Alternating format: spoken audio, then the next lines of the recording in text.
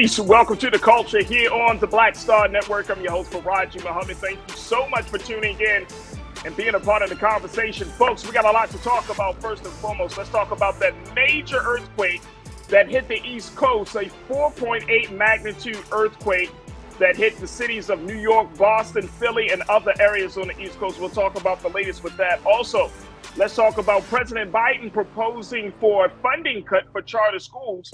How does that impact Black and brown students? We'll have that discussion later on. We see that based on a new survey that money, the inflation, is the top concern for Black women voters. It's not abortion.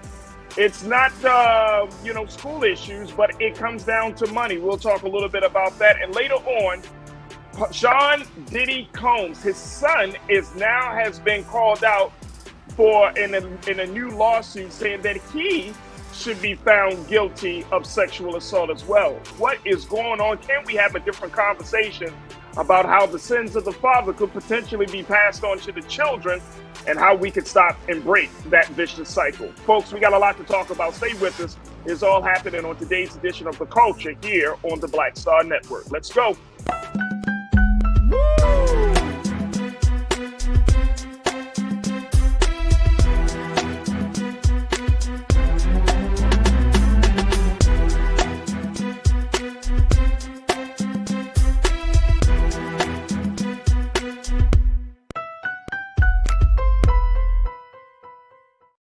All right, folks, welcome to the culture here on the Black Star Network. I'm your host, Farajii Muhammad. Thank you so much for tuning in and being a part of the conversation, folks, as we have these discussions. And happy Friday. We are at the official end of the week. So happy Friday, folks.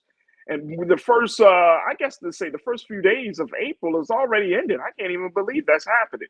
But yes, folks, it is Friday, April the 5th, and we thank you so much for tuning in. And also know that we are streaming live on a number of different platforms. Let's start with our home platform, our Black Star Network. Check us out on our website at blackstarnetwork.com. Download the app for free. Follow us on social media at Black Star Network. And, of course, we ask you that you just be a donor, an investor, a stakeholder in this movement we are embarked upon. So make sure you go to our website today at blackstarnetwork.com. And we truly thank you for your support. Now, we're also streaming on Amazon News, on your Fire TV. Make sure you check us out there on Amazon Prime Video, folks. You can find us there. Just find us on the Prime Video app under Live TV, The News, or find us on Amazon.com under Prime Video, then Live TV, The News. We're also on the Freevee Network, where you can find us on now for news for the Freevee Network on Black Star Network. And we're on Plex TV, 24 hours a day, 7 days a week. We're on Plex TV.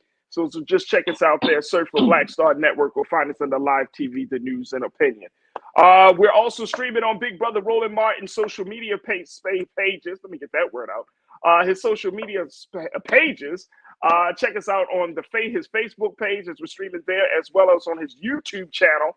And it is on those two spaces that you find the illustrious Culture Crew. So big shout out to the Culture Crew that's checking in from all around the country. Truly, truly appreciate y'all, as always, for being with us and riding with us, and more importantly, being a part of the conversation.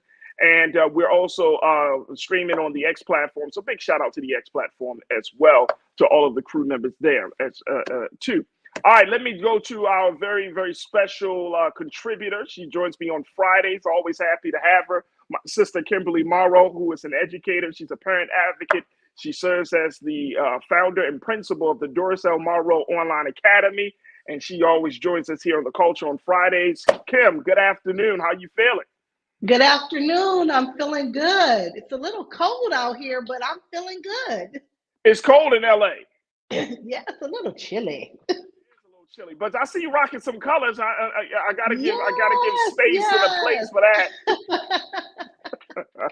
So I'm giving AKA today, Alpha Kappa Alpha. I got my pearls. I got my pink and green sweater. Yes. You got Converses on? I do have my Converse on. Yes. I have my black and white Converse on. I sure do. That's what's up right there. That's what's up. All right, look. Let's kick it off here. Let's start a little bit. First and foremost, Kim, I'm not sure if you have family or friends on the East Coast, but if you do have family and friends on the East Coast, make sure you reach out to them, give them a call, check to see how they're doing. That major earthquake, 4.8 magnitude earthquake, hit the East Coast earlier today, and it affected cities such as New York City, Boston, Philadelphia, and folks are in some of the areas along the lines. Here's some of the images from that earthquake, folks. Here's this one. Take a look at this one, Kim. I do not know. Well, let's go back to that one about the Statue of Liberty. Take this out the frame, because I saw this and I was like, is this a sign? Is this a sign? Look at that, y'all. The Statue of Liberty, a bolt of lightning hit the Statue of Liberty just like that as the American flag is flying. And you can just see that. I mean, it is a compelling photo. And I don't know, Kim, me and my social scientist brain, I'm thinking like, is this a sign of something? What does this mean, God? What is this? What is this? But I thought it was a compelling picture, so I wanted us to see that. But that is a major situation that happened on the East Coast as of right now. And we got to take our first pause. But as of right now, it doesn't look like there has been any major damage or any casualties to this earthquake. But there's still a lot of concern about how this situation will play out. Look, we're going to take our first break, Kim. I want to give you a chance to comment on it. Folks, stay with us. We're just getting started here on The Culture on the Black Star Network.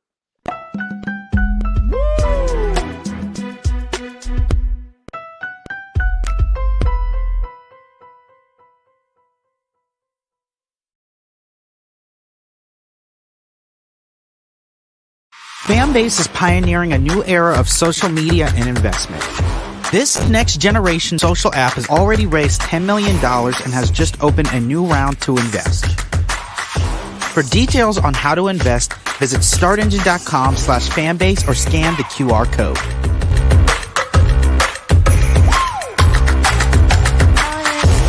Another way we're giving you the freedom to be you without limits. As bad as Trump was, his economy was worse, and Black America felt it the most. He cut health insurance while giving tax breaks to the wealthy and big business. He stoked racial violence, attacked voting rights, and if reelected, vowed to be a dictator and, quote, get revenge. We can't go back. As president, I put money in pockets, creating millions of new jobs, and capped the cost of insulin at $35 a month. There's a lot more to do, but we can do it together. I'm Joe Biden, and I approve this message. Game on. State of the Union 2024. Huge night for President Joe Biden. This was a CBS receipts type of night. He dragged the hell out of the Supreme Court. And he said, y'all gonna see the power of women. Trump's brain is melting as we speak. We want to organize from a place of strength. There's no confusion whatsoever about what they've done and what they plan to do. What Donald Trump is doing is presenting a fallacy. He is convincing them that he's all in it for them, when in fact he's all in it for himself. We do not feel Joe Biden, in spite of the success that have taken place during this administration economically. There are too many things where we do not feel like he's had our back. You should also be investing in the barbershops and the beauty salons and the hookah bars and the folks who are going to the club, and there's a way to actually get them registered because we've done it before. But if you don't have folks who understand that dynamic, then you're missing a big opportunity. So we said we just celebrated. For what? Why don't you go to celebrate rather than recommit yourself to the fight if the very thing we went to celebrate has been gutted? Republicans did not support a lot of the bills that were necessary to keep the country fluid. You can't only love your country when you win, right? Oh, no. You guys don't want another $2 trillion tax cut? This was absolutely the knockdown, drag out that we were really waiting to see. Black voters are the base. They're the most important base of the Democratic Party. There was very few language in this speech. At the time, we see an attack on Black history, attack on DEI. The end of the BLM racial reckoning thing has come to a complete end because there was nothing in this speech for that. Our movement has never been grounded in two-party politics in this country. All of our movements ultimately get co-opted by a state that is anti-Black. They called the old because they knew the way, and they called the young because they were strong. And I believe there is a good combination of that, but we can have ideas and we can have visions and dreams, but we have to have our young people also working beside us because they are strong, and they will run that race, and they will run it to the end. Activists, organizers, and young people have been pushing this administration to to be on the right side of history and to do something about the issues that they care about. While the Ukraine and Palestine are critical issues, they are not the only global issues. Not a single black person who should ever let it come out their mouth that I'm tired. Because there is somebody else who came before us who didn't stop fighting.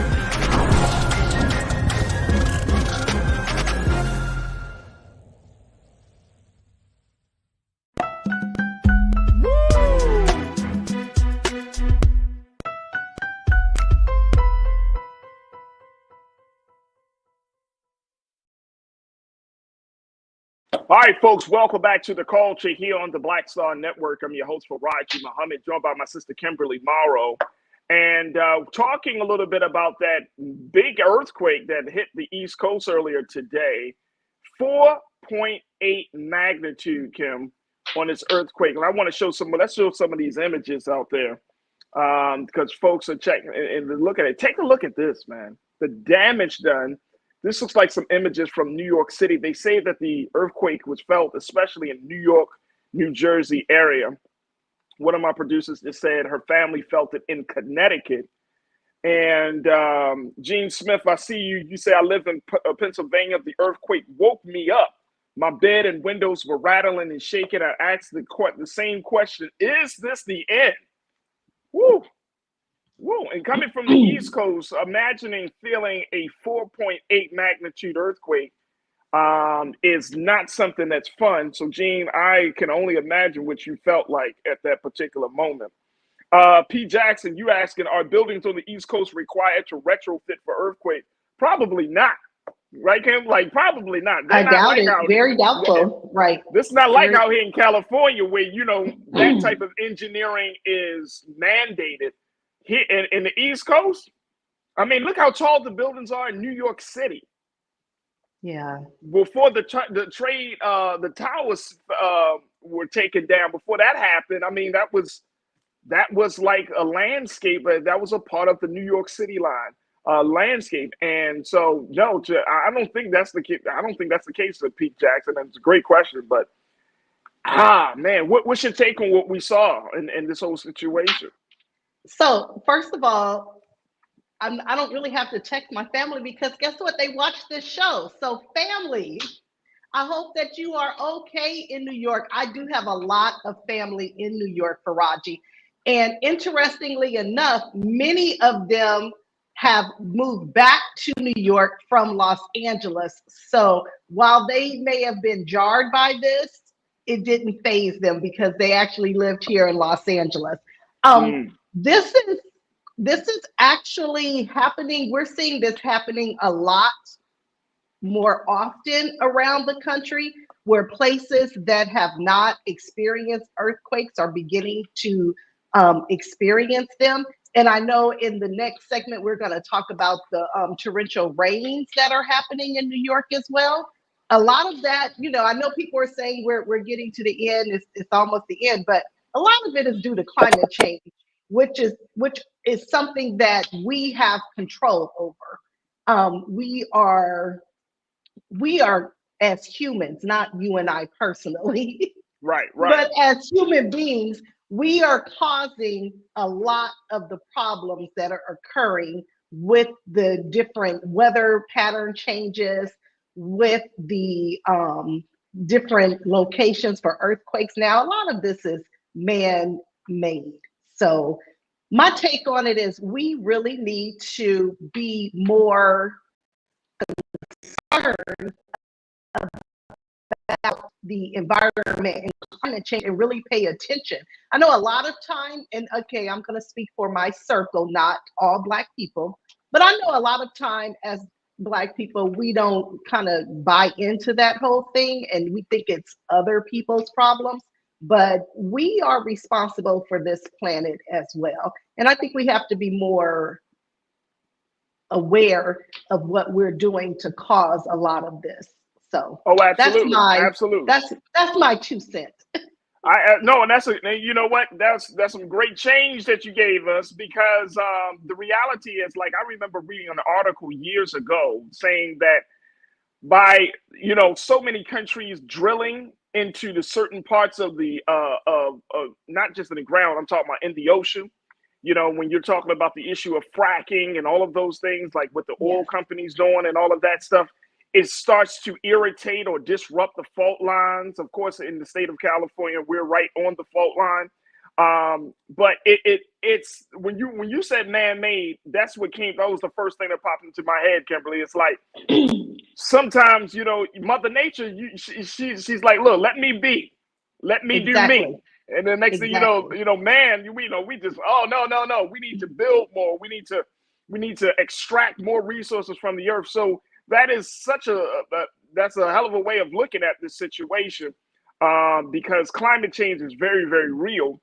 Yes. And even though the legislature may not want to admit it, that there are huge, I mean, look, when is the summer? When is the winter? When is spring happening in this country, right?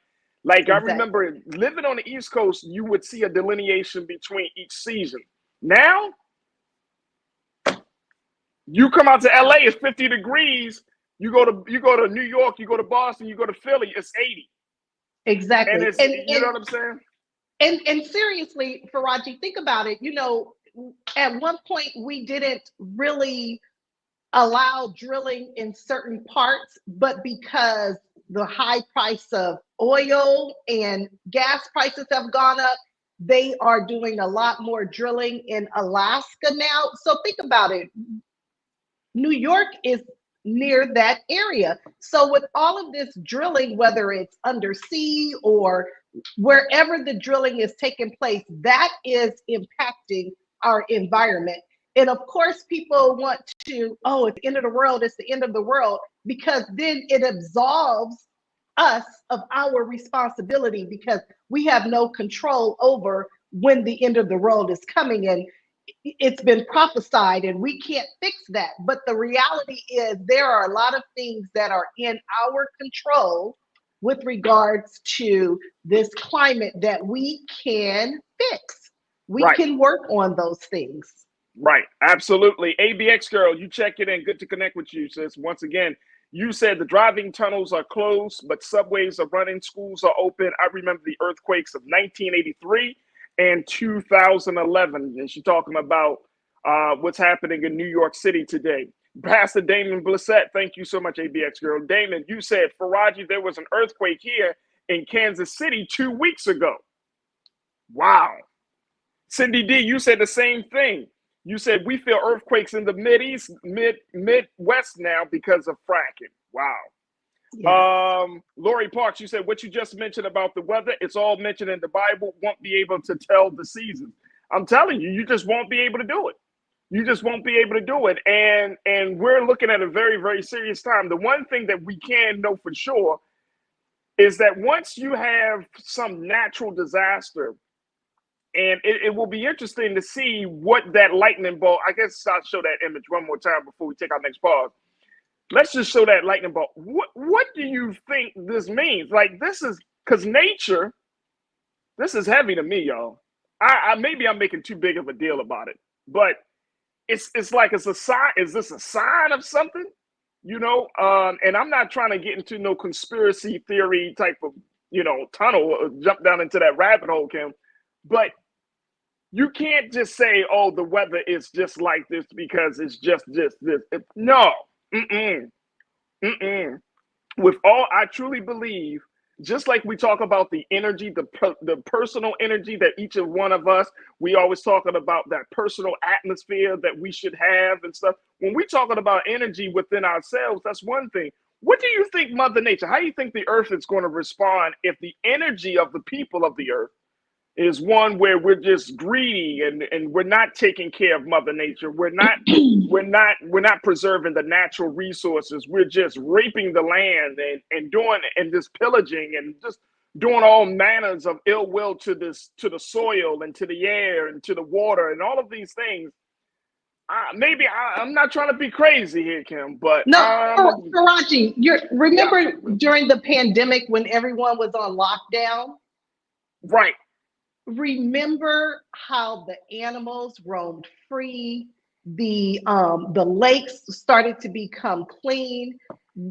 Mother Nature was happy that we humans were not destroying the planet as we had been doing, Oh yeah. because we saw so many things transpire with the planet. Things started to reset a little bit. So yes, the damage that we are doing on a regular basis, and like you said before, in the name of greed, a lot of times it's in the name of greed. Yeah. We are doing so much damage, and yes, Mother Nature is furious. I agree with you on that. I I agree. think And so. I think so. we saw it firsthand during the pandemic. We saw how things started to change Yeah. environmentally during the Yep. pandemic. Absolutely. Look, we got to take a quick pause. When we come forward, let's switch gears a little bit, folks. Let's talk about from Mother Nature and natural resources to talking about education. As President Biden has moved forward in proposing a cut to charter school funding, what does that mean for Black and Brown school students and parents? We're going to check in with our sister Kimberly to get her take on this as well. And I would love to hear what you got to say. So post your comments, share your thoughts and your questions. Put it into the chat, and let's get into the discussion about charter school funding being cut. Stay with us. That discussion is up next here on The Culture on the Black Star Network.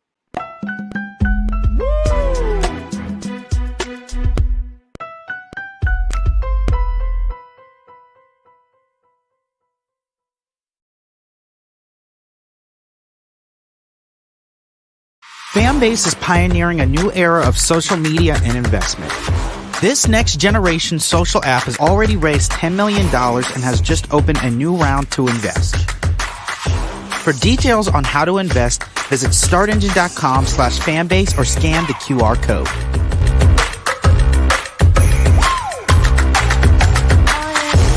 Another way we're giving you the freedom to be you without limits.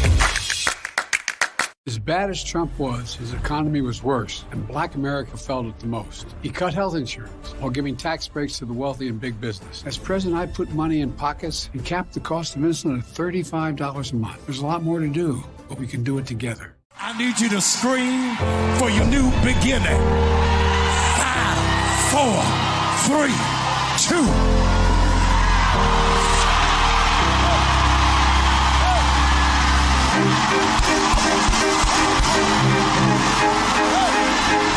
I need you to shout for it. I need you to shout for it. It won't always be like this. Sooner or later, it's gonna work in your brother's favor, in your sister's favor. They shall not die. They shall not die. They shall not die.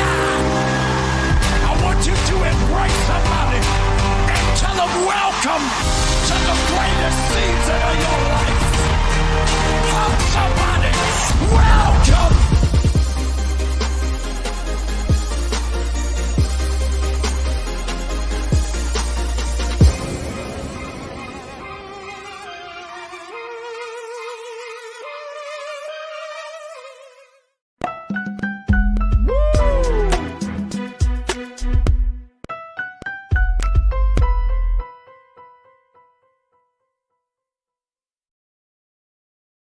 All right, folks, welcome back to The Culture here on the Black Star Network. I'm your host, Farajii Muhammad. Thank you so much for tuning in and being a part of the conversation, joined by my sister, Kimberly Morrow, who is an educator, parent advocate, and founder and principal of the Dorsell Morrow Online Academy.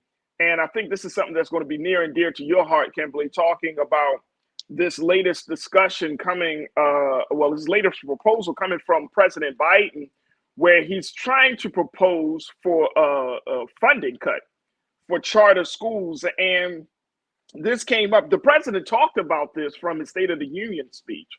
But then, I think it's just starting to kind of get some chats or get some conversation started. There was a piece that was written by Miss Debbie Vinny. She wrote this piece for the Griot. She's a senior vice president at the National Alliance for Public Charter Schools. I'm sure you heard of her.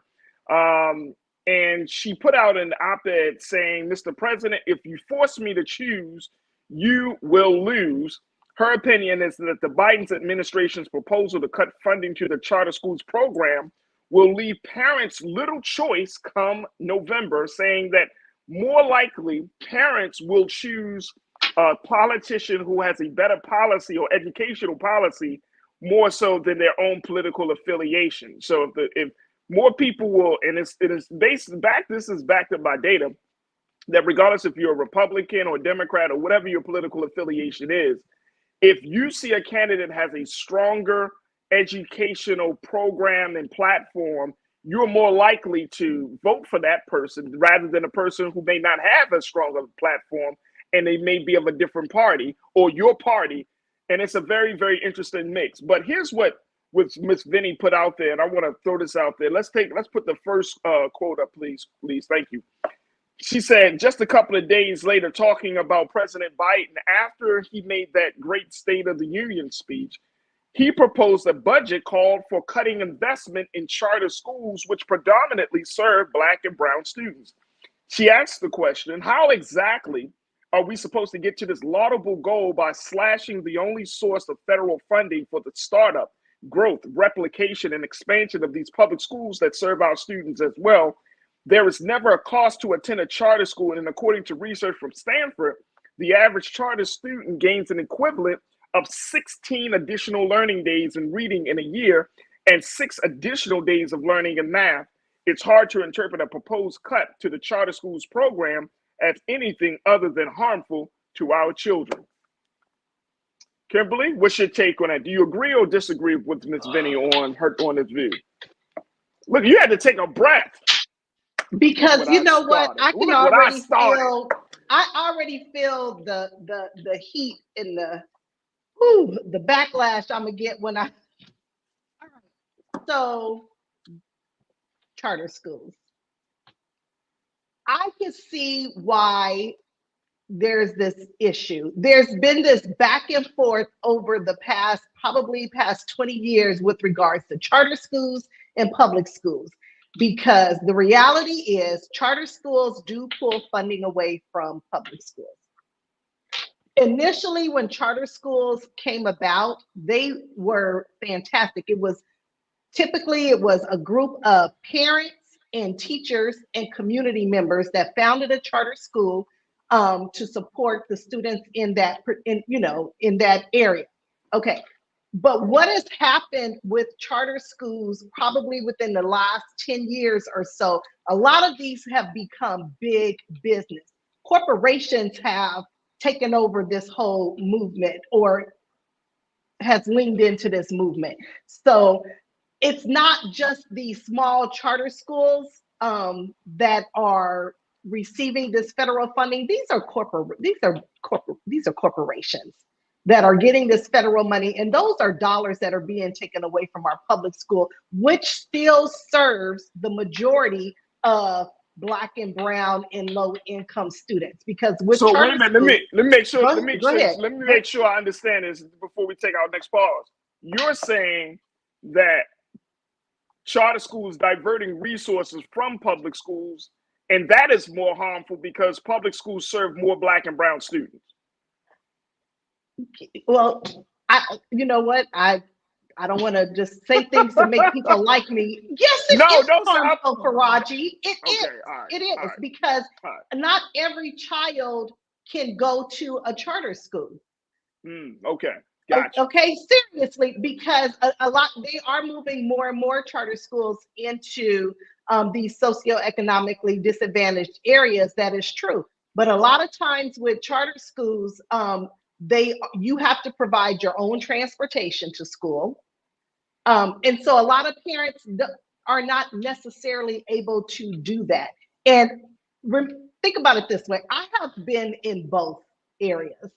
Right. I spent the majority of my professional career in public schools.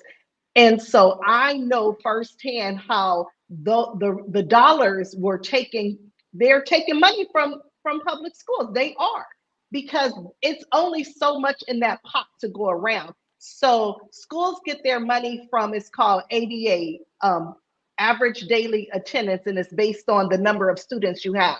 So if the number of students we had was 2,000, but now it's reduced down to 1,500 because 500 of those students are now in charter schools, we don't still get funding for 2,000 students. Now we're only getting funding for 1,500 students, but we still need to provide these students with every possible resource to make sure that they are reading at grade level. And so again, my issue is we're having a lot of corporations who are going into the charter school business who are making a lot of money, and that money is federal funded dollars or state dollars that's getting diverted to these charter schools. So well, okay. You could tell having done my professional career in public schools, having attended public school, K through 12, that's a little source. That's a little. It's a sore spot for you. It's a sore spot for you. Look, we got to take a quick pause. When we come forward, let's continue the conversation with Kimberly. I would love to hear what y'all got to say, crew, on this, as the president is proposing a cut to charter schools, but then you have groups like the National Alliance for Public Charter Schools who are advocating that, look, Mr. President, don't do this because our children, Black and brown children, need charter schools. What's your take on a conversation? Join us in a discussion. Join us in the chat as we're streaming live on Big Brother Roland Martin's Facebook page and on his YouTube channel. I would love to hear what you got to say. And of course, stay tuned. It's The Culture here on the Black Star Network.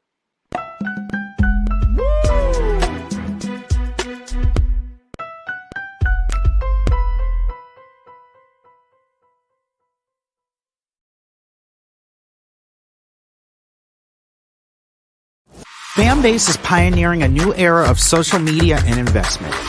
This next generation social app has already raised $10 million and has just opened a new round to invest. For details on how to invest, visit startengine.com/fanbase or scan the QR code.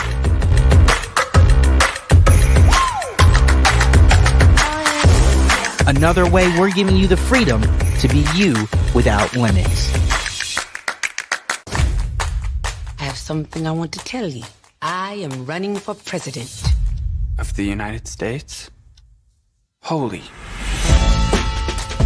I'm paving the road for a lot of other people looking like me to get elected. Brooklyn's first Black representative. You're about to make history.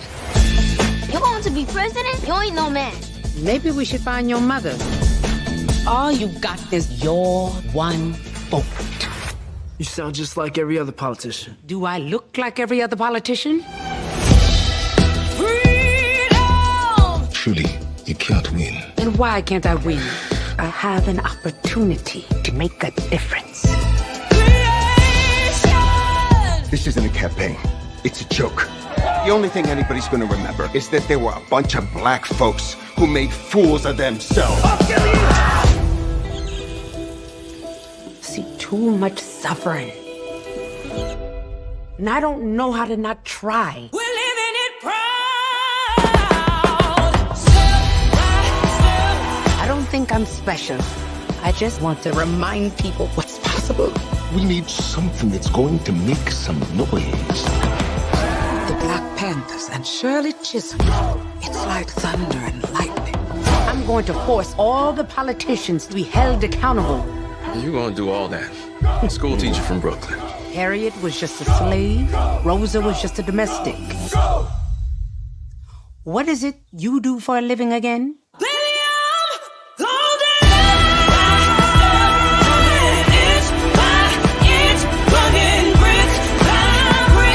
The people of America are watching us.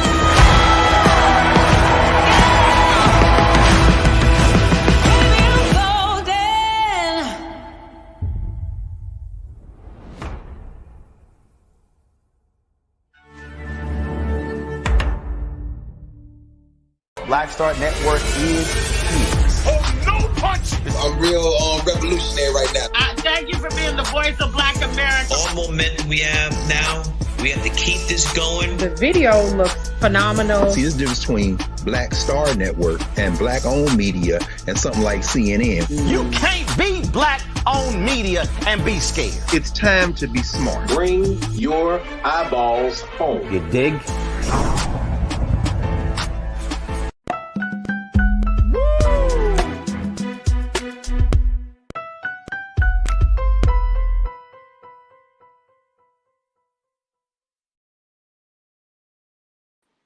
All right, folks, welcome back to The Culture here on the Black Star Network. I'm your host, Farajii Muhammad. Thank you so much for tuning in, being a part of the conversation. Joined by my sister Kimberly Morrow, who is an educator, parent advocate, and serves as the founder and the principal of the Dorsel Morrow Online Academy, talking about charter schools as the president is moving forward. His administration is moving forward on some budget cuts for charter schools. And you have advocates like the National Alliance for Public Charter Schools who are saying, Mr. President, don't do this, because not only is this bad for our children, it may be bad for our vote, for getting parents, black parents, to vote. And you're saying, Kimberly, you're actually on the other side. You understand why the president would kind of make a decision like this, even though we know that there are some charter schools that really do the work of educating our children. But behind these charter schools are the big corporations. Behind these charter schools, some big corporations. And more importantly, that if you start to put more money into charter schools that only a few students can get access to, and not put it into public schools where we have a larger majority of black and brown students then we're still going to do more harm than good to the children. Talk to me about that. Right. And okay, let me put it to you this way. Farajii, if you and I and several other parents and teachers founded a charter school and we needed resources to help us fund it, that would be reasonable. We actually would need resources from the state, from the federal government to help us fund our school. Should we be penalized? No, we're doing great work. We're seeing great test scores. But now Elon Musk, Tesla, he creates a charter school. Did he get those same federal dollars at the risk of now a public school is not going to get those federal dollars? So that's where my issue comes in. I'm not anti-charter school, but I think when charter schools first started, they started with the noblest of intentions. It was parents, teachers, community stakeholders who founded these charter schools to ensure that the students that were in those school districts the schools were not performing, they founded those charter schools to help those students. And then you had corporations who saw, oh, there's money to be made. And I've literally heard people say this. You can make money. You should have did a charter school. You can make money doing that. Really? That's what you're doing this for? No, literally, this is what people told me. You should do a charter school because you can make money off that. That's how these businesses are making money. So that's where my issue comes in. I do feel as though the students that are still in your traditional public school setting, they're the ones who are missing out. And I'm not going to say what school, but I was at a particular charter school in Los Angeles, and I was on the campus for the entire school day. And in my mind, I thought this charter school is pulling away money from public schools when these students were very similar to the community day school students that I taught over 10 years ago when I was a teacher in Moreno Valley. They weren't being held accountable. So when we see charter schools, we're thinking the students are receiving this phenomenal academic education. There are consequences. There is some high expectations. And I saw none of that. And that was one of those corporate funded charter schools. So that's where my issue lies. It's not that I'm not lumping all charter schools. There are numerous charter schools that do great work, but I have seen that when they become, they have these corporations behind them, And I don't really see where the students are always being held accountable, and they are benefiting from this. Because while I was there, I was like, these kids are community day school kids. There is no reason why this school should be pulling money from the public school system when these kids could be sitting in a community day school. And I would have had them not walking around campus yelling four-letter words, curse words. Right. While Let security me is just do this. standing there engaging with them, talking to Right. them like they're friends. I have Right. an issue with that. Let me do this. Let's take another quick pause. When we come back, because I want to get your take, Kimberly, and I want to, we'll give some more time to this on the other side, but I want to get your take about school ops and school choice. How does this play out when Black parents, Black students are yearning for some sort of school choice? I want to get your take on that. And then as well, we'll also bring in my sister, Corinna Denise, who's joining us as well. Get her take, and let's continue to get your take, because a lot of you crew members, y'all are saying yes, no, and then some of you are saying, nah, we need to spread the love. We'll continue to have the conversation on the other side. Stay with us. It's The Culture here on the Black Star Network.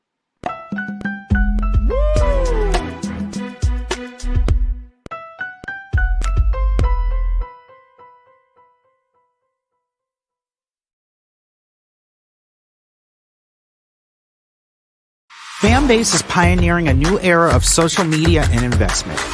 This next generation social app has already raised $10 million and has just opened a new round to invest. For details on how to invest, visit startengine.com/fanbase or scan the QR code.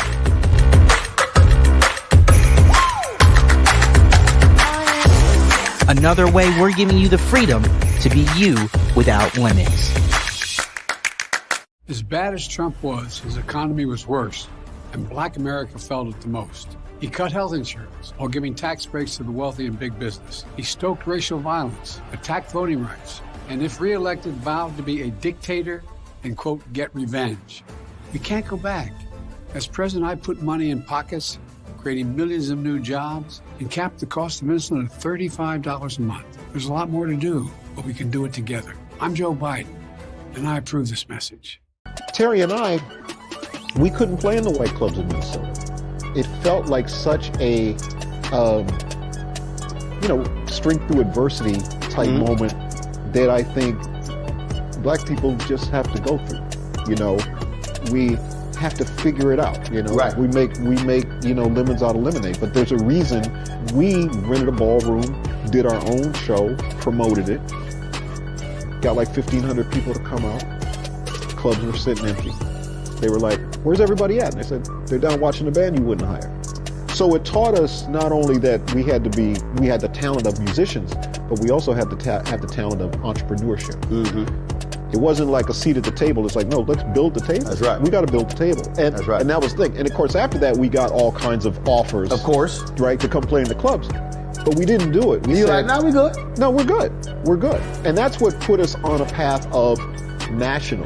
And of course, when Prince made it, then it was like, okay, we see it can be done.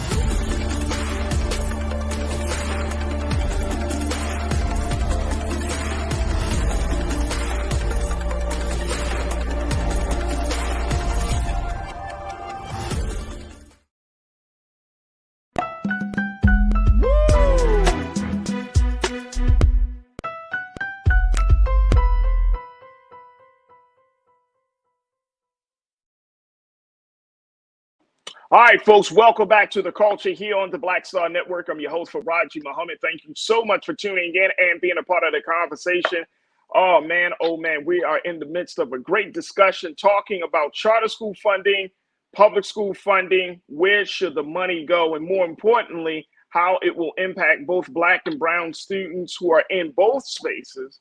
And so we've been having this conversation with our sister, Kimberly Morrow, who serves as who's a parent advocate. She's an educator. She's been an administrator for many years. She even found her own school, the Doris L. Morrow Online Academy, and she's given us her take on this. But this conversation comes up as a result of an op-ed that was put out by Miss Debbie Vinny, who serves as the, just pulling it up here, Senior Vice President at the National Alliance for Public Charter Schools. as she has advocated and is advocating for President Biden to not cut charter school funding, saying that it will essentially harm the children. And there's the piece that she wrote. And not only will it harm the children, that it may be detrimental to his base come November. But we'll get to that later. But I want to get your take on this because Ms. Vinny put it in her op-ed, Kimberly, that she said that a lot of this, that charter schools offer some sense of options, school choice for Black parents in particular, for Black students in particular. And I want to kind of get your take on this as we look at this situation. How does this play out for school choice? You said earlier the funding should go to public schools, okay. But then what about school choice? What about when parents are sick and tired of being in the public schools and they're looking for an alternative? How does this whole situation bode for that? Okay, I didn't say it should only go to public schools. I don't have a problem with it going to charter schools, and I do believe in school choice. I just think the government needs to be a little bit more discerning before they just make it a blanket. We're going to give it to all charter schools at the same rate or at the same level. There should be some delineation, some distinction. Again, if you and I founded a charter school, absolutely, we need that funding. If Elon Musk, under the banner of Tesla, founds a charter school, he doesn't need the same support that we need. So I just think that the government just needs to be a little bit more, it shouldn't just be anybody who has a charter school can access these funds. So, because it does shortchange public school students. It does. There's only one pot that they're pulling this money from. They're not multiple pots. And so if I'm in a position, if I'm a corporation and I can do a lot more to support my charter school, then I will do that. But unfortunately, you get these corporations who are in it to make more money. That's the bottom line. It becomes more of a business model. It's a business. Right. That's where my issue lies. So I don't want to get anything twisted that I have a problem with parents not having choice, that I have a problem I want to take away from the charter schools. I just have a problem with these charter schools that are run by these corporations. They are making, and they are using the government as just another funding source that they don't need. Moet 131, you said, I agree with Kimberly on that. Sean Ryan, you said she does have a good point about the pot of money. Yep. Tiana, you said charter schools are being housed in schools that have been closed. So we're seeing that as well. So you got a money issue, you have a placement issue, infrastructure issue, but more importantly, you have trying to figure out where charter schools sit in the larger landscape for education. I want to do this. I want to take a quick pause. When we come forward, I want to get one more voice in. Let's bring Corinna in to get her take on this as we talk about this and see how how this thing could go forward. And is this a sticking point for President Biden and Black parents? Is this something that Black parents should be questioning President Biden on?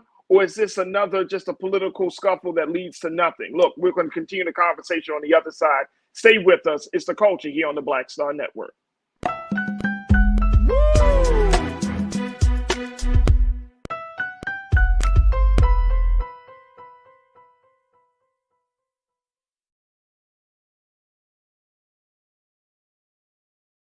Fanbase is pioneering a new era of social media and investment.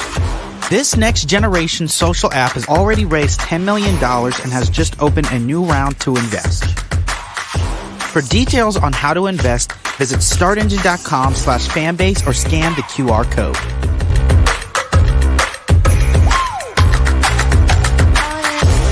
Another way we're giving you the freedom to be you without limits. As bad as Trump was, his economy was worse, and Black America felt it the most. He cut health insurance while giving tax breaks to the wealthy and big business. As president, I put money in pockets and capped the cost of insulin at $35 a month. There's a lot more to do, but we can do it together. When you talk about blackness and what happens in black culture, we're about covering these things that matter to us, speaking to our issues and concerns. This is a genuine people-powered movement. There's a lot of stuff that we're not getting. You get it, and you spread the word. We wish to plead our own cause.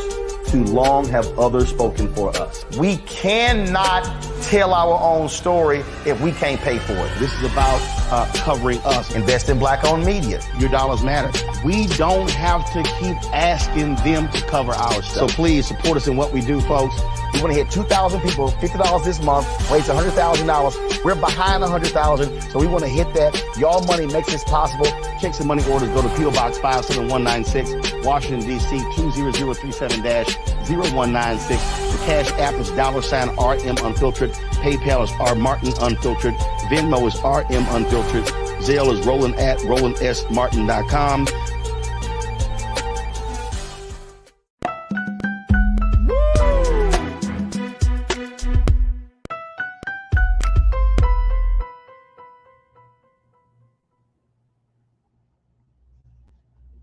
All right, folks, welcome back to The Culture here on the Black Star Network. I'm your host, Farajii Muhammad. Thank you so much for tuning in and being a part of the conversation. Happy Friday. Folks, we had a dynamic first half of the show where we talked a little bit about that massive earthquake that took place earlier today affecting the East Coast. We talked a little bit about that. Now we are in the conversation about charter school funding, as there's been some talks about the president's latest proposal to cut funding from charter schools and how some advocacy groups are saying, no, Mr. President, if you do that, you're harming black children, but you're also going to be harming a portion of your voting base that want to see you, that may want to see you move forward in a second term come November. So we're having that conversation right now. Look, folks, join us right now. We're streaming live on the Brother Roland Martin's social media pages on Facebook, as well as on his YouTube channel. But we're also streaming on a number of other platforms, on your Amazon platform. So you can check us out on Amazon News, on your Fire TV. We're also streaming on Amazon Prime Video, where you can find us there. So just check us out on the Prime Video app, and you can see us there. We're also on the Freevee network, as well as on Plex TV 24 hours a day, 7 days a week. So we appreciate you all for joining us. Now, speaking of joining us, let me bring another voice, a sister who is doing some great work in the area of college admission advising, as well as in politics. My sister Corinna Denise, one of our great culture crew members, that she joins us for this conversation. And I knew this was going to happen. That we talk about this, and I said, I bet she's going to spill over where Corinna can be able to jump in. And I'm going to allow that to happen because, Corinna, you've been in education as well. And I would love to hear your take on this as Miss Debbie Vinny from the National Alliance for Public Charter Schools put out this op-ed advocating for more for the president not to make these cuts. But where do you stand on this, Corinna? Do you think this is a good idea to cut charter school funding, or do we need to have a different conversation about empowering public schools and changing that infrastructure? Hey, y'all. Happy Friday, first of all. Happy Friday. Hey. Yeah, it's so ironic, Farajii, because I've actually worked in charter school, but as a college counselor and advisor at the high school level. But what I will say is, I'm a little ambivalent right now. I still, I'm always that person that needs more information. But something that does stand out to me right now is I'm just thinking, why now? So I'm about to get political, like we are in an election year. And something that really stood out for me in the article, I just want to reference it quickly. The author said particularly, my home state of Florida can serve as a cautionary tale for President Biden. In 2018, Andrew Gillum ignored the wishes of Black voters and came out against school choice options that met the needs of underserved communities throughout the state. Gillum received around 40,000 fewer votes among Blacks than fellow Democrat Bill Nelson received in his Senate race that same election day. Now we know we got a lot of questions and things that happened with that 2018 election, but my point is, it's kind of like, why now? We are in an election year. Is this something that we can just table for the time being? Not that it's not important. We definitely should be having conversations. One of our culture crew members, forgive me, your name evades me right now, but she made a great point before we came back from break, saying that, you know, a lot of charter schools are in buildings of schools that previously closed. So I could see there are some eyes on that, like, well, hey, there was a school that was already here and now a charter is in its place. Kimberly mentioned how a lot of these charters are more like ran like businesses, like corporations. You don't typically see the head of a charter being a superintendent per se, like you see with our public schools. They're usually like the chief officer or some title of that nature. So yeah, I'm ambivalent because I take issue with just cuts to education in general, because that always seems to be the go-to. And especially, and I know Kimberly can attest to this, being a teacher, being a principal, when you really care about the work as an educator, you definitely dip into your own pockets to provide your kids with materials or just an activity that you know they won't be able to experience otherwise, because you just decide to choose peace over battling an administration, and them, you know, defending the budget for the year. So yeah, I just take issue in general with cutting education. There's so many other things that we can cut down on. You know, why is this the go-to? But I just don't see this being a smart move, considering we are in an election year and considering what's at stake, and you know how folks are going to receive this. There are other things that need our focus and our attention right now. So I don't know if necessarily education, much less charter. I don't know if, you know, the intent is to set aside charter to try and distinguish, well, you know, we're not cutting public education in general, just the charter schools, but them, you know, why are they the focus right now with this education cut? So you're saying, Corinna, that this should not be the issue that Black voters, or particularly Black women voters, should sacrifice themselves for. No, that's not what she said. Yeah. Okay. That's definitely not what I'm saying. That's not what you're saying. I'm listening. That Biden should not be bringing this up at this time. We're I get that part. Election year, and she thinks that he should have tabled this for now. That's what she was saying. Am I quoting you right? That is correct. That is exactly what I'm saying, is that it's not that the conversation definitely deserves attention and discussion, but I'm raising the question, why now, considering we are in an election year? There are always all kinds of feelings when it comes to education, particularly, and we always hear about the cuts. We got to think back to even before Biden Harris came into office, in the height of a pandemic, schools having to temporarily close and kids being at home. We're seeing the effects of that now with those young people, you know, how it affected them not being able to socialize, you know, constantly among peers. So it's kind of like, what is the benefit to cutting the charter? And can we, you know, perhaps make the cut somewhere else? I don't even know if we need to make cuts at all, because, you know, as everyone knows, you know, we always have the funds to do other things accordingly. There are other things that definitely could be cut that they don't cut. So I'm just raising awareness right now. I'm looking at this as, why is education always our go-to, whether it's a charter, whether it's public school, to make these cuts? And I just don't think this is a good look for us right now in an election year. But yes, education is definitely something important.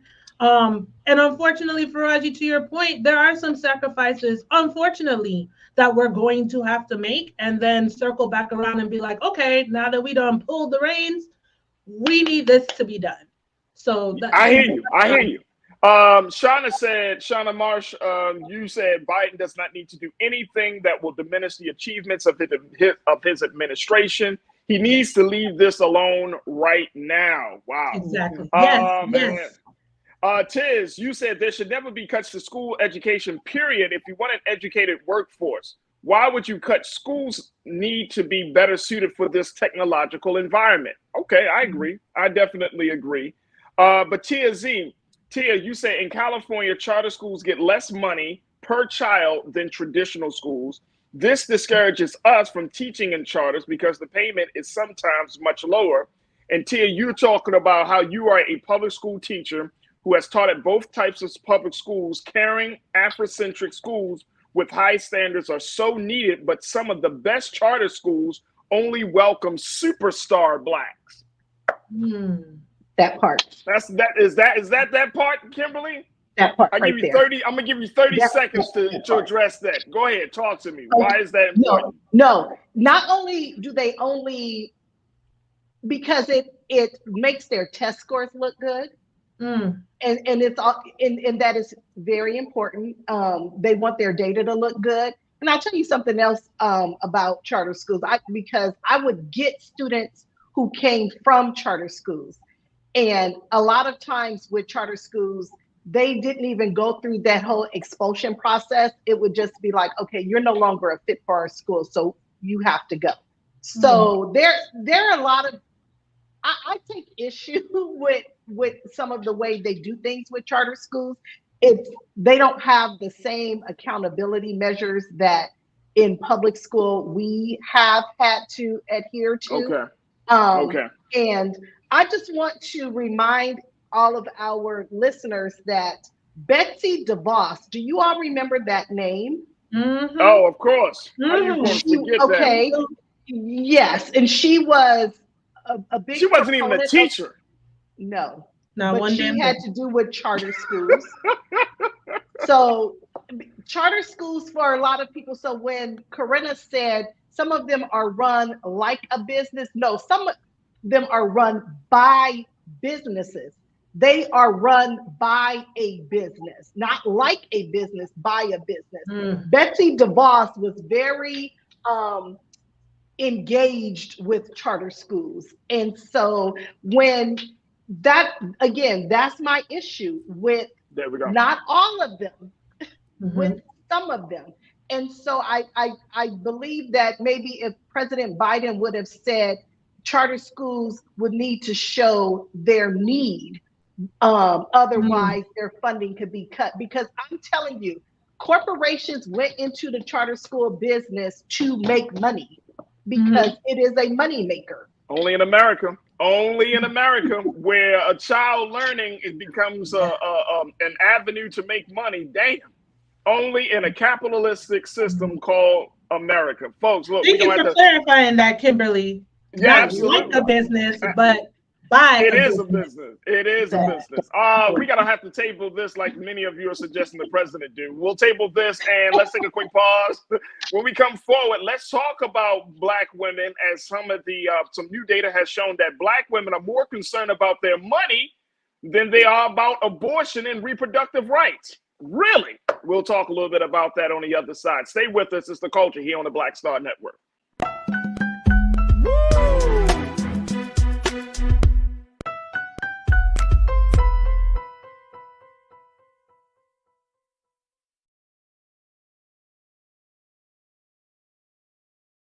As bad as Trump was, his economy was worse, and Black America felt it the most. He cut health insurance while giving tax breaks to the wealthy and big business. He stoked racial violence, attacked voting rights, and if reelected, vowed to be a dictator and, quote, get revenge. We can't go back. As president, I put money in pockets, creating millions of new jobs, and capped the cost of insulin at $35 a month. There's a lot more to do, but we can do it together. I'm Joe Biden, and I approve this message. Fanbase is pioneering a new era of social media and investment. This next generation social app has already raised $10 million and has just opened a new round to invest. For details on how to invest, visit startengine.com/fanbase or scan the QR code.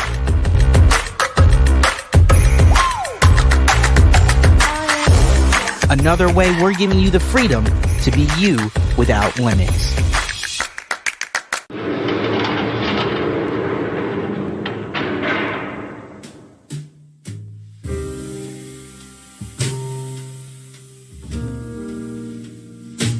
You have the right to remain silent. Anything you say can and will be used against you in a court of law. You have the right to an attorney. And if you cannot afford an attorney, one will be appointed for you.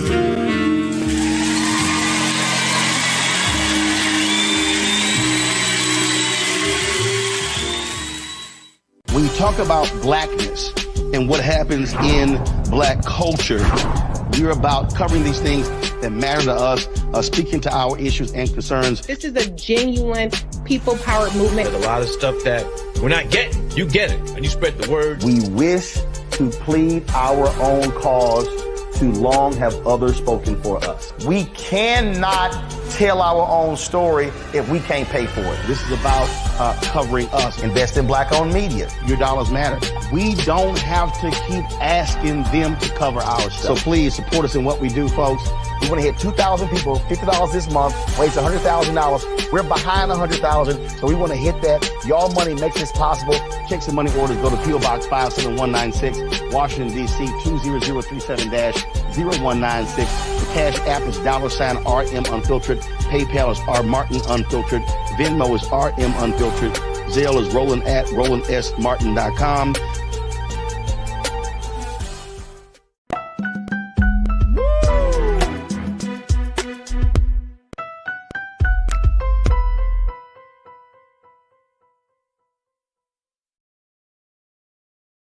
All right, folks, welcome back to The Culture here on the Black Star Network. I'm your host, Farajii Muhammad, joined by my sisters who join me every Friday. My sister, Corinna Denise, who is one of our great culture crew members.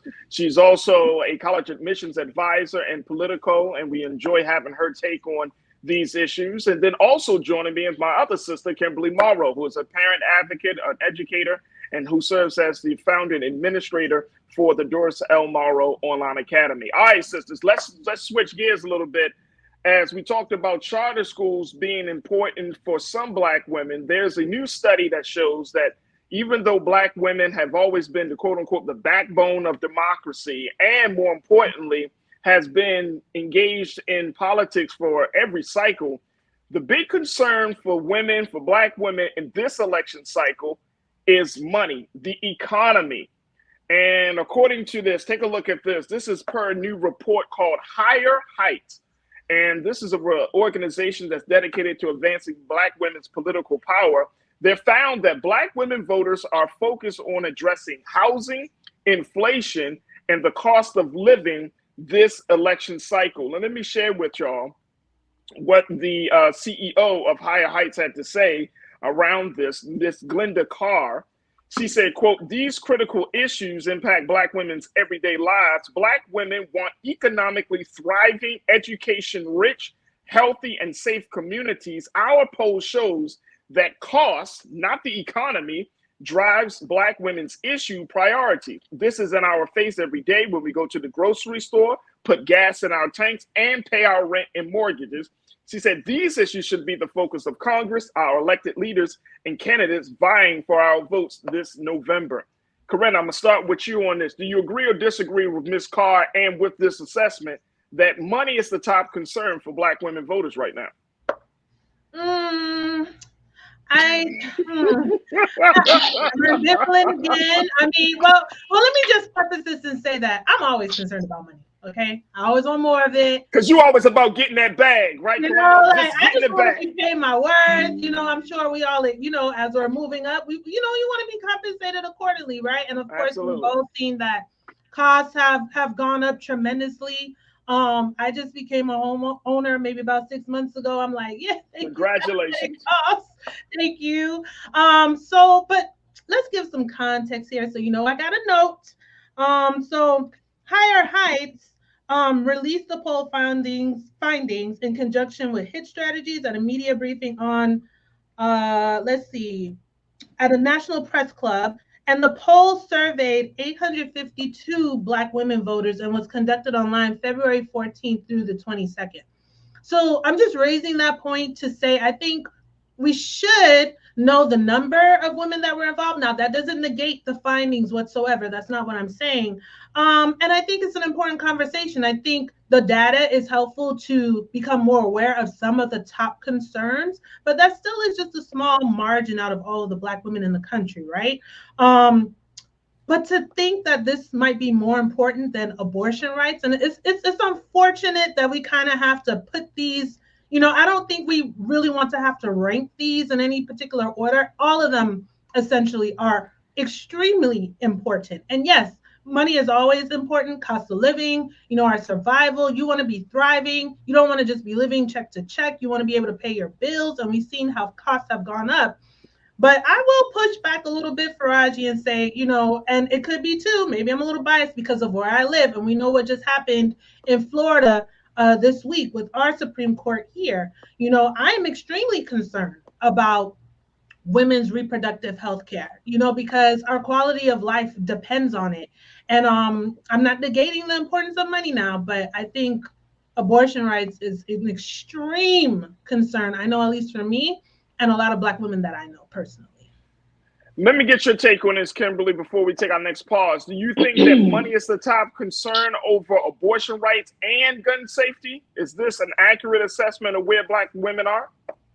I have to agree with Coretta. I did not think so when I was reading it. I was like, I feel like that's a little short-sighted. I mean, here's the thing with money in the economy.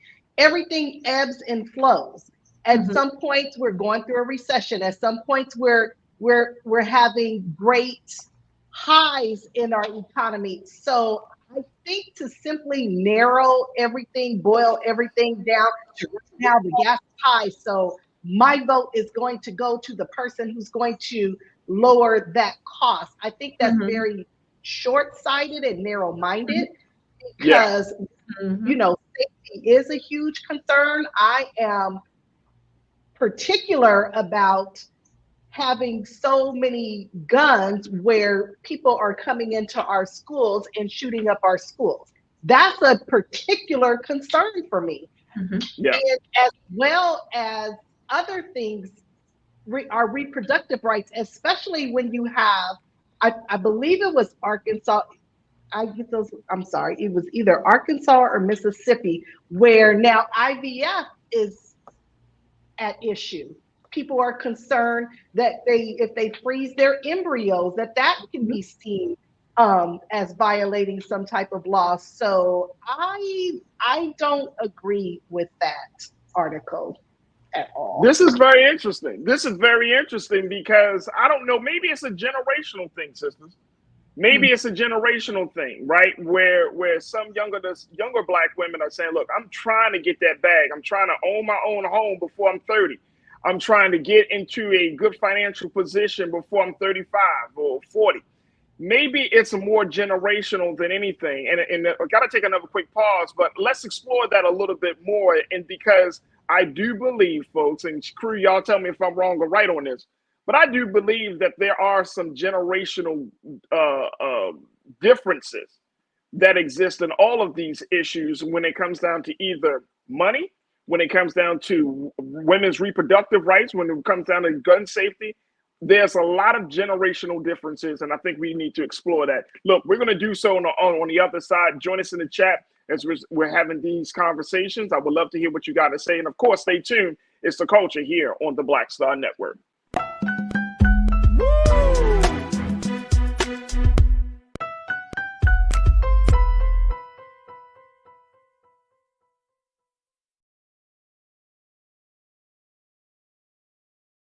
As bad as Trump was, his economy was worse, and Black America felt it the most. He cut health insurance while giving tax breaks to the wealthy and big business. As president, I put money in pockets and capped the cost of insulin at $35 a month. There's a lot more to do, but we can do it together. Fanbase is pioneering a new era of social media and investment. This next generation social app has already raised $10 million and has just opened a new round to invest.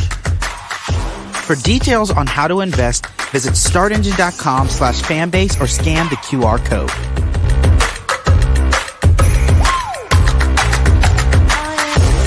Another way we're giving you the freedom to be you without limits. Black Star Network is here. Oh, no punch! I'm real revolutionary right now.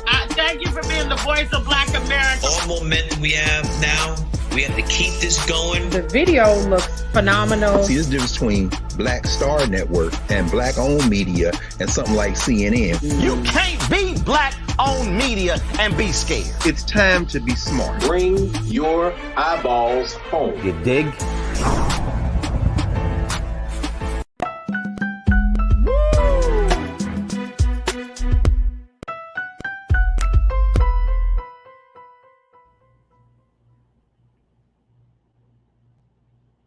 All right, folks, welcome back to The Culture here on the Black Star Network. I'm your host, Farajii Muhammad, joined by my sisters, Corinna, Denise, and Kimberly Morrow, as we talk about a new survey coming from Higher Heights, an organization that's dedicated to Black women, political empowerment, and engagement. They did a new report. They put out a new report saying that money is the top concern for Black women voters over abortion rights and gun safety. And Corinna, you talked about the sample number. It was only about 800 Black women that were sampled for this report, and so that's a small number. And let me just go to tell you, folks, a lot of times when data and surveys are done, it's always small. I mean, very few times you say, "Oh, I did a survey with 1.3 million people." It's always like, 6,800 people here, 5,000 people here. I don't think I've seen any more than like 10,000. I've never seen a survey that has a sample size of like 250,000 people. But it is a small number, but it's indicative of where Black women stand according to Higher Heights. It's like they're looking at this and saying, look, a lot of women are more concerned about inflation, housing, cost of living, not necessarily where the job market is or whether we have a strong economy for the month, but they're talking about quality of life things like the cost of food, how much it's going to cost to put gas in the tank, those type of things. And I think that is some concern. And here's the thing, I think this is really important, that trust me, I'm a man, so please don't bring the fire, because I got my hazmat suit on, Corinna and Kimberly. But I do think that some women feel defeated because of the reversal of like Roe v. Wade and just the ongoing conversation about women's rights and women's reproductive rights and abortion rights and all of those things. Like, we've been talking about abortion for at least 50 years in this country. We've been talking about women's rights for 50 years in this country. And I think some Black women are like, look, they're going to continue to talk about this. I got to think about me. I can't think about all of these other women, or I can't think about this issue. Like, if you're a woman that has children already, you are out of that space of thinking about not having children or of aborting or anything like that. I just don't think some sisters are concerned about that, and it's important. Out of that space. You're not out of that space necessarily, right? Because you're going to have other family, friends that you care about. And the thing is right now, particularly, and I care about gun rights too, Kimberly. Well, not gun rights, but the fact that our children are being murdered and slaughtered in our schools. That is a huge issue for me as well. But as far as abortion, I think on its face, a lot of folks just perceive that as, oh, okay, abortion, you want to end the pregnancy, you got pregnant, you just don't want to carry the child to term. Yeah, that's one thing. Another big one that I was lining up the chat about earlier this week was ectopic pregnancy. I know folks who have experienced that. That's when that is not viable. It's the egg gets stuck in the fallopian tube. It doesn't dispense into the uterus. The baby can't grow. If the fallopian tube bursts, it can kill you and cause internal bleeding. So that woman in that situation, Farajii, there is no time, even if she has the means, to travel to a state that might be able to provide abortion care, right? Because what is abortion? To terminate a pregnancy. So she could die. Florida, just recently, we're about to implement our 6-week abortion ban May 1st. Let's be very clear. That's pretty much a complete ban. And that's something that they want to take to a national level. So when we discuss quality of life, right? Groceries, being able to do things with our family and our vacation, how are we going to enjoy quality of life if we might not even have a life? Right. So these are the things. But I don't know. I mean, look, I'm going to be honest with you. Is that, Kimberly, a generational thing, right? Like when you're in your 20s and 30s, and trust and believe, I'm not saying this to throw shade on any sister, but when you're in your 20s or 30s, you're not thinking about the whole all the time. You're thinking about the me, the I, the you, right? Once you get older, and this is the same thing for men, once you get older and you realize the fragility of life, then you start thinking about, man, I need to make some different choices. I need to extend this thing because I'm starting to get to a point where I'm gonna have less years in front of me and more years behind me. Maybe that's right. why So you start thinking about some different things. So Kimberly, what's your take? Is this a generational thing, not necessarily a political thing? Honestly, I don't think it's either one. I think it's a socioeconomic thing. And I really would be very interested in knowing those who were surveyed, what is their socioeconomic demographic? Because when I hear things that I'm more concerned about the cost of gas, the cost of groceries, it really makes me wonder who was surveyed. You follow me? Yeah, I got you. Who was surveyed? Are these people that are near? Wait, let me ask you this though, Kimberly. When you hear that it's more about the cost of gas and the cost of living, is that an indicator of age? What is that? What is that an indicator for you? I think it's an indicator of where they are at in their socioeconomic level. Because regardless of age, if you are experiencing some, I don't want to say poverty, but you're sort of, at or near that poverty line, for example, with our seniors who are on that fixed income, well, that's where their focus is going to be. Right now, people who may not be making high income levels, that's where their focus is going to be. You follow me? It's kind of wherever your focus is. So if my focus is constantly on making ends meet, I don't have time to be all philosophical thinking about all of these other things that are as important. But I am thinking about, I've got to put gas in my car to go to work. I've got to go get groceries to feed my family. I have to pay this month's rent. So my mind is completely consumed with the economics of it. That's why when I read it, I was wondering, did they only ask the people that are at or near the same economic level? I'm very curious about that. I really don't think that is a generational thing because, again, you could be elderly, you could be midlife, you could be millennial, but if you're experiencing economic hardship, that's where your focus is. No, and it speaks, I mean, if we already know that there is a number of data out there that shows that most of the households in the Black community are women-led households, single mothers, right? So we know that. So if I'm a single mom and I got 2 kids or 3 children, I am thinking about stuff like that. I'm thinking about daycare costs. I'm thinking about gas costs. I'm thinking about food costs. I'm thinking about, you know what I'm saying? I am thinking about that. So, and that's not necessarily because I'm young, but to your point, Kimberly, I'm just making this to your point. Yes, it is a socio-economic thing. Now, very quickly, before we take our next pause, I saw something that I thought was really, really important. And I think who I saw it first, Brian Christian. Brian said, interesting. I think this isn't about the money. Instead of it's about a Black woman's worth.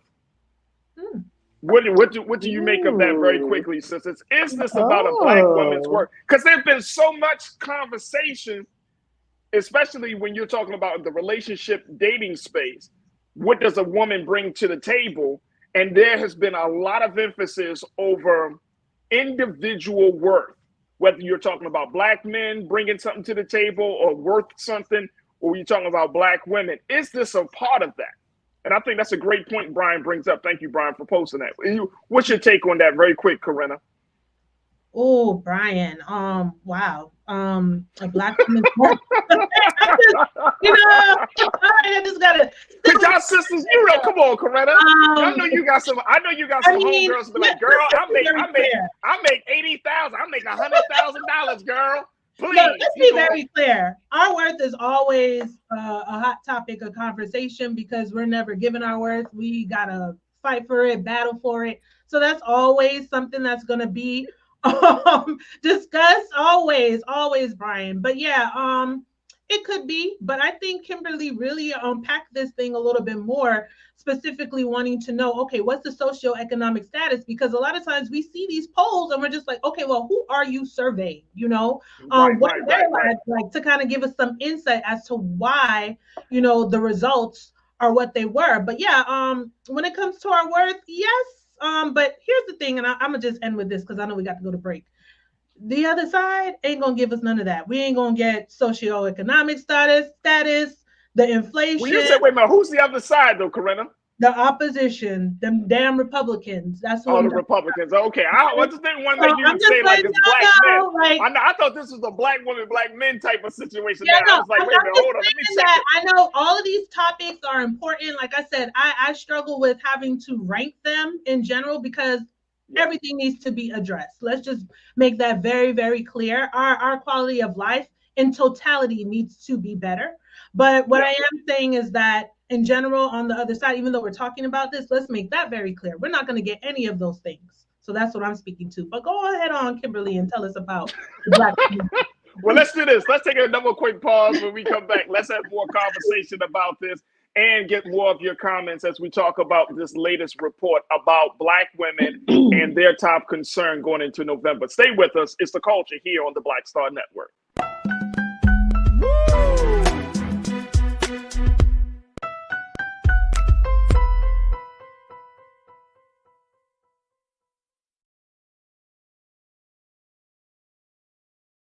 As bad as Trump was, his economy was worse, and black America felt it the most. He cut health insurance while giving tax breaks to the wealthy and big business. As president, I put money in pockets and capped the cost of insulin at $35 a month. There's a lot more to do, but we can do it together. Fanbase is pioneering a new era of social media and investment. This next generation social app has already raised $10 million and has just opened a new round to invest. For details on how to invest, visit startengine.com/fanbase or scan the QR code.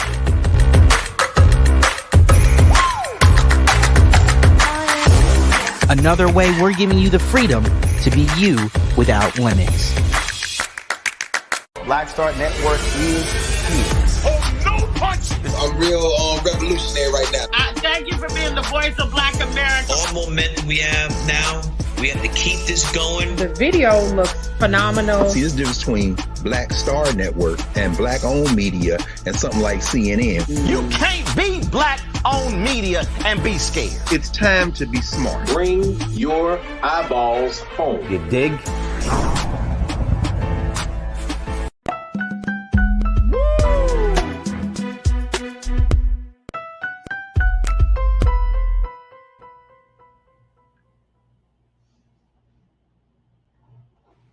All right, folks, welcome back to The Culture here on the Black Star Network. I'm your host, Farajii Muhammad, joined by my sisters, Corinna Denise and Kimberly Morrow. And we're just continuing to talk about this latest report from Higher Heights that says that money is the top concern for black women voters. Now, this is a small sample of about 800 black women that were surveyed for this report, but they're saying that this is still a top concern, even over abortion rights and gun safety, that it comes down to inflation, housing, cost of living issues, and not necessarily some of these big national issues. And one of our crew members, Brian Christian, posted that it's interesting. He thinks that it isn't about the money, instead of it's about being a black woman's worth. And so, Kimberly, I want to give you a chance to kind of speak on that. Do you see that being the case with this particular data? You know, when he first said it, I took it a particular way. So I'm just going to speak on the way that I received what he said. Okay, because talk about that receipt. I think Corinna, I think she had a different take on it, but this is the way I received it: that black women are worth way more than we are ever getting credit for or being compensated for. So when we are struggling, it makes us feel some type of way. I know when I am having financial difficulties, I feel somewhat less than, because I know I'm worth so much more. And a lot of times as people, not just black women, but our worth becomes tied up in our bank account. Come on. And come on. It does. Our work becomes tight. So if we are having those challenges where we're at the grocery store and we're having to pinch pennies and we have to put back certain things because we can't afford it, it does take a hit. Our worth, our value takes a hit.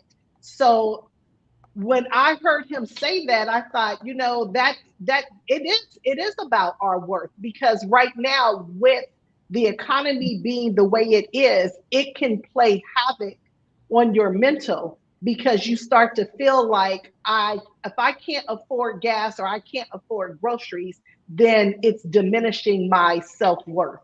And wow, that's the way I took it. So I don't know And I how agree. he intended it, but Yeah. that's the way I received it. And I think Brian, I think to his point, I think that's the point he's trying to bring it up, that we as a culture in a system of capitalism, we do tie value, the value of somebody to their bank account. And I call it money watching. Like, I remember seeing one of these like gossip sites, and they was like, oh, the top black billionaires. I'm like, damn, man, like, when do we stop money watching? Remember back in the day when somebody asked you how much you got paid and how you took offense to that? Like, you couldn't even ask your parents. You couldn't even say enough. You couldn't clock you couldn't clock nobody's money. You can't be watching their pockets, man. But now the culture is so in a different place that we're so money driven that our intrinsic self-worth is tied up to our bank account. So if you're rich, that means you're more valuable.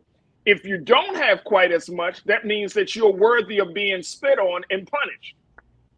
And we see this day in and day out. And this gets into black women's minds and black men's minds. And, this leads us to our other comment that I wanted to talk about, because this was something that we still see each and every day, that there's this ongoing discussion. I'm trying to pull up the whoever made this comment. I saw this brother. He posted it, making a point that it's always about black women and black men, and it's never about how do we bring us together. Even in the simple survey, it can highlight the things that black women are doing, black women are achieving, but it doesn't speak to the fact that we are trying to build the community, the family, the household together. And I think the only pushback, and I agree with the comment, that is often this black men, black women narrative that's often placed upon these discussions. But in politics, categorization is a big part of it. That's how people know, because a candidate has to figure out, okay, my platform should appeal to black women in what way? It should appeal to black men in this way. It should appeal to this group of people. But that's just the nature of our politics too, that we categorize, that we divide and whatnot. Yeah. The thing is that we as the voters, we as constituents, we as the citizens of this country must advocate. That's one way to look at it, but we're a community, and we need to have some different conversations about the unity of us instead of the division of us. Yeah, I would agree. And I saw that comment too. I would agree. I think we're not having enough of the conversations of the unity of everyone, right? You're always seeing these categories, what black men want, what black women want. And then in turn, it kind of causes like a friction and division between us. It would be one thing if we're saying what black men need, what black men want, what black women need, what black women want, and what black people need in totality together as a people, despite the fact that we're not monolithic. But I don't think we're having enough of those conversations. And essentially, we need each other to survive, absolutely, to thrive, right? And to be successful. And it's just, it's like too much separation. And right now, more now than ever, we need to be together. We can't have all of this, constant separation of conversation. I would raise questions to say, how would it be for us to talk more in depth about how black women can support black men, how black men can support black women, so that we can come together and have that unity? Because I think those conversations are happening, but they're few and far in between. Farajii, Kimberly, what do you think? Like, I don't think Kimberly discussing enough. No, I agree. They are few and far between, and it's so exhausting when you're on social media and there are posts that are made that are meant to be divisive and explosive, and meant to cause friction between black men and women. And I get I've gotten to the point where I'll look, I'll scroll past, I will not engage anymore because what is the goal of your post? Are you trying to bring unity or are you trying to cause friction? So I am so over it because at the end of the day, I don't know about all of your viewers, but at the end of the day, I see the Black family as the cornerstone of our success as Black people. Absolutely, we need absolutely. each other. Absolutely. We need each other. I mean, just across the board. And I'm like you, Kimberly. When I get into these conversations, like I can't listen to none of these damn podcast people because y'all be giving out some toxic ass information, man. Y'all are ruining people's relationships, man. Right? Man, a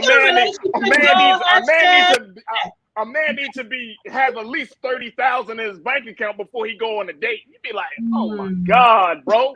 Like, where are you getting this stuff from? Like, our parents didn't even have this much money. Our grandparents didn't have this much. I know people are gonna be like, it's a different time, though. It's a different time. It's not a different time when at the end of the day, if you want to be with somebody, you will step up, you will make it work. It's just that simple.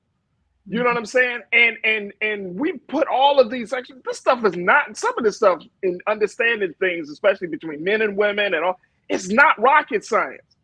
We making it seems like it's just so far ahead of us, like, oh my gosh, like I don't understand. Take time to learn, to listen, to get into the self-work, but more importantly, listening to the other side to get a better understanding. But I can't even, Kimberly, I can't. I listen to them, I scroll past, and then I start trolling them. I'll be like, this is dumb. This is dumb. Be like, oh, you never, I say stuff like this, Kimberly, like, you never been married, never had a child. Something that came to mind real quick, if I may, real quick, just to circle back. We were talking about the importance of, what's important to Black women. Is it the economics, accessibility in terms of cost, or is it the abortion? Like I said, I don't like to rank these things, but something that I think is very telling to where women stand. In my home state of Florida, for example, we know what happened in 2022. That was one of the first pieces of legislation that was signed, the 15-week ban. Then almost a year later, the 6-week ban went into signed, but it was kind of like backed up in court. And then finally, the Supreme Court in Florida this week said, yes, the measure can go ahead. Well, people were here on the ground organizing. It usually takes approximately 800,000 registered voters to sign a petition for you to get a measure on the ballot. They got over 1 million signatures, way more than they needed, right? So we will be able to vote in November. And I'm telling everyone who lives in Florida, vote, oh, hell yes, to Amendment 4, that you want this ban overturned, right? So I'm just speaking to, even though we're moving silently and quietly and we're not screaming it off the rooftop, every chance we get, there are women here who care about abortion. Now, I don't know the numbers specifically of Black women. And you should. Right? But I just want to highlight the numbers that, and that gives me a sense of hope that people are paying attention to what's happening. You should. I'm not saying, and I think that you should. The thing is, and I want to take a quick pause after this, but you should, just simply because what may not affect you may affect your sister. It may affect your niece. It's going to affect some woman in your family. And so for you to be, okay, you may not be in that space. You may not need to be the recipient of that law, but the fact that somebody else does.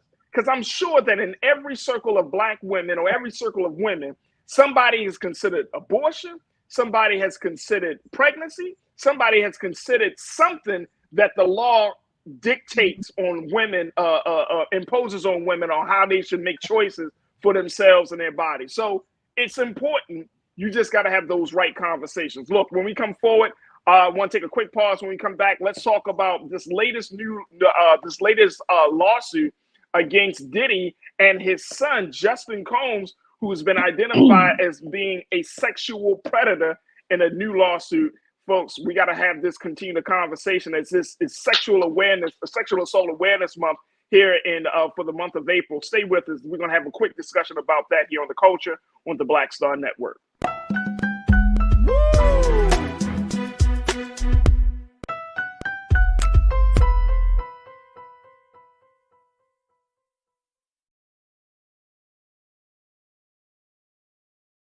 As bad as Trump was, his economy was worse, and Black America felt it the most. He cut health insurance while giving tax breaks to the wealthy and big business. As president, I put money in pockets and capped the cost of insulin at $35 a month. There's a lot more to do, but we can do it together. Fanbase is pioneering a new era of social media and investment. This next generation social app has already raised $10 million and has just opened a new round to invest. For details on how to invest, visit startengine.com/fanbase or scan the QR code.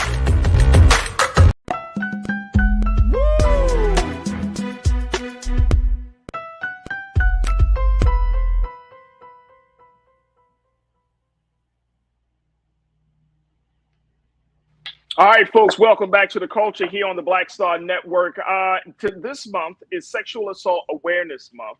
And we're going to continue to have conversations about sexual assault and all of its dynamics here on the show.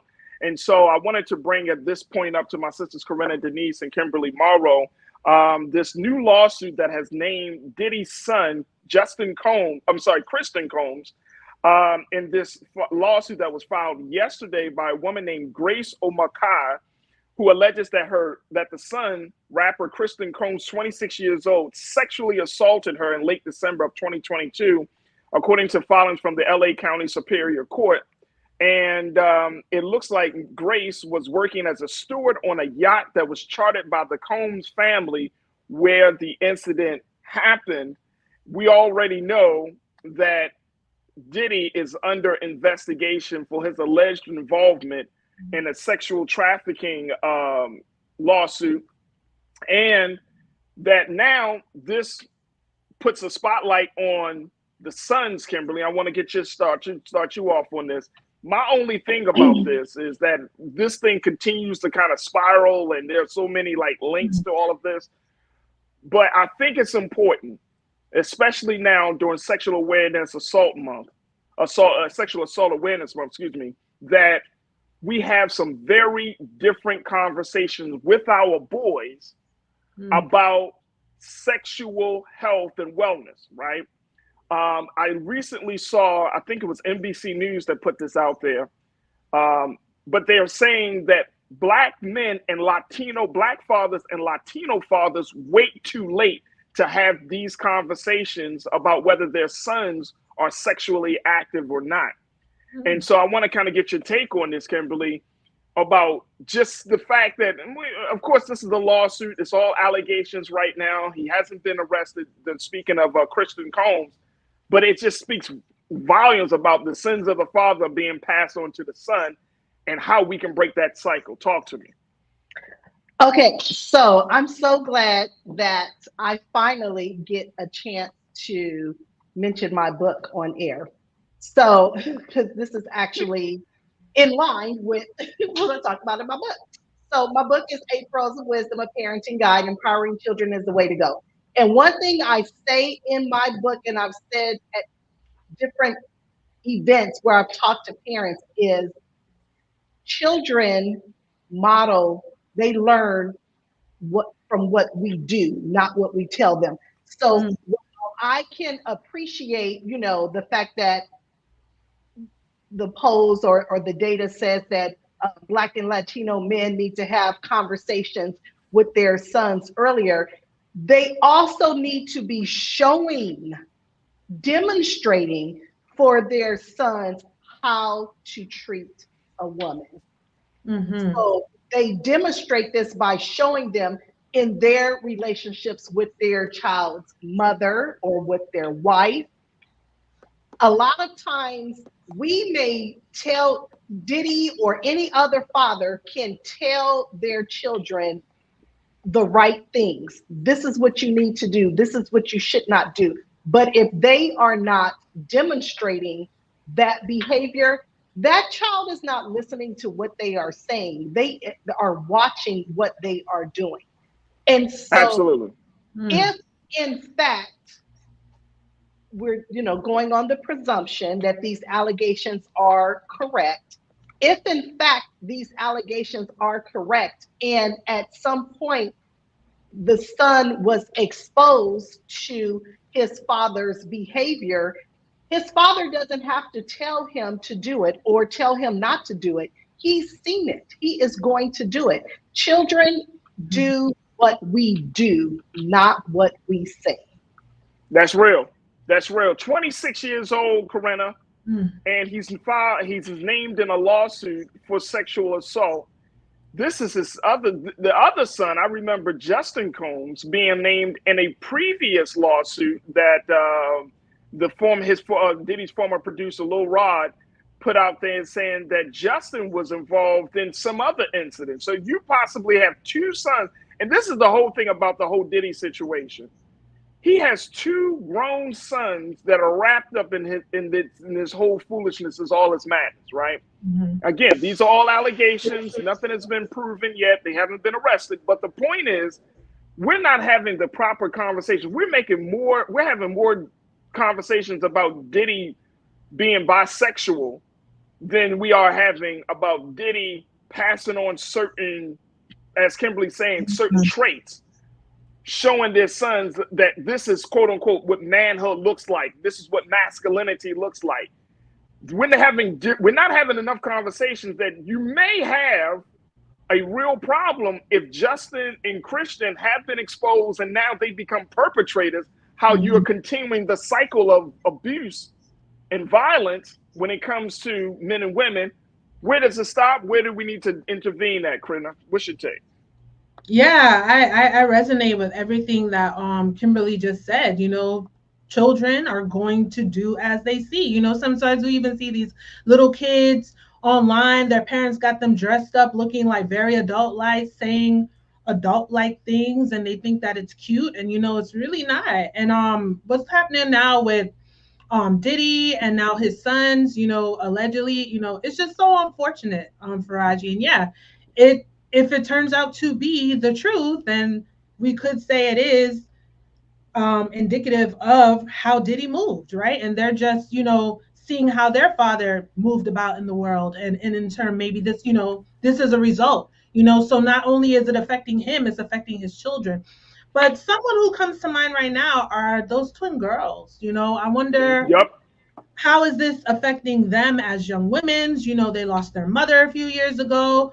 And, it's these men who are in their lives who they have to look up to. I mean, I would imagine they have other, strong women in their lives to mentor them. But, to consider the effects with first your father, now your brother too, that is probably so much weight, and they're teenagers.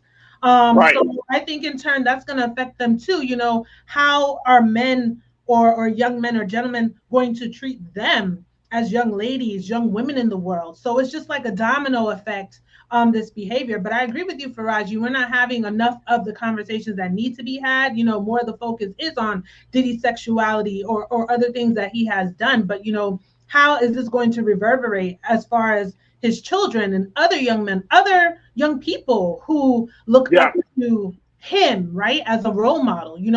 What behaviors, what else is going to be revealed? It's just so unfortunate that very unfortunate. Go ahead, Kimberly. We got like 30 seconds or less. I just wanted to reemphasize what Corinna said. The daughters these are the type of men that they are going to attract because they've seen this in their lives. And so for them, it's normal.